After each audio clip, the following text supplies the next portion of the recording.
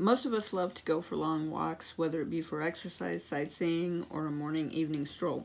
For me, it was mostly to get the blood pumping or to meditate and think about whatever was troubling me. In the early 2000s, I was afforded the opportunity to travel to Greece with my husband on a business trip. For the most part, I was left to my own devices, and I went on a lot of day trips, and I did a lot of exploring. I never thought that I would end up adding one of my own experiences to a website about haunted stories. On the fourth day, I decided to go for a walk up in the mountains behind our hotel, where a few ruins were. My husband worried about me going alone, but there were some locals who did the same, so I was sure I'd be safe. After a hot breakfast, I wandered over to the bottom of the mountain and saw a sweet old man with a walking stick. As I passed him, I said hello, and he stopped me, saying that I should be careful as I might meet my soul on the trail. I didn't know what he meant and thought he was a little crazy, so I nodded and turned around to begin the ascent. I heard about the ruins at the top of the mountain, simple homes from long ago, so I was keen to see them. The mist thickened the further I got, and I began to feel like someone was up ahead on the trail or something. When I strained my eyes to see, I saw a man in the mist about 20 feet in front of me, walking slowly.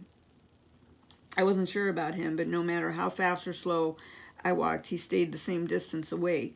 Not knowing if it was the altitude or not, I began to feel like I was zooming ahead and snapping back into my body. Every time it occurred, I tried to shake it off, and the man in the mist was always the same distance away.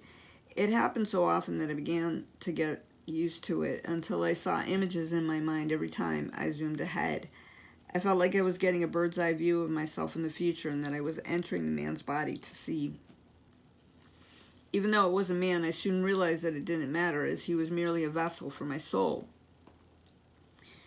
I felt like I was haunting myself, if that's possible, as I could never catch up with him unless I left my body. The zooming and snapping back was almost nauseating, but it was also fascinating as the images grew intense. When I was ahead, I could see many children gathering around me, and I could hear happy music and singing.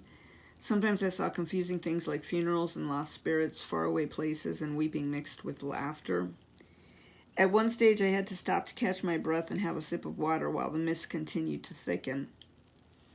When I took off again, I suddenly zoomed into the man's body and stayed there, looking back to see myself watching.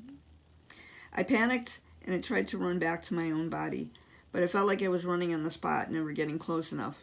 No matter what I did, I couldn't get out of his body, but I was shocked to hear a voice telling me about bowel cancer. Then I backed in my body, vomiting on the side of the road. The old man caught up to me and calmed me down. When I got back, I was rushed to the hospital, and later on discovered that I had bowel cancer, to my disbelief and shock. Also, the other visions eventually came true, including the deaths of and many grandchildren that followed. I can't explain how or why the man in the mist became a harbinger of death and precognition, but I definitely did meet my soul on the road to the ruins.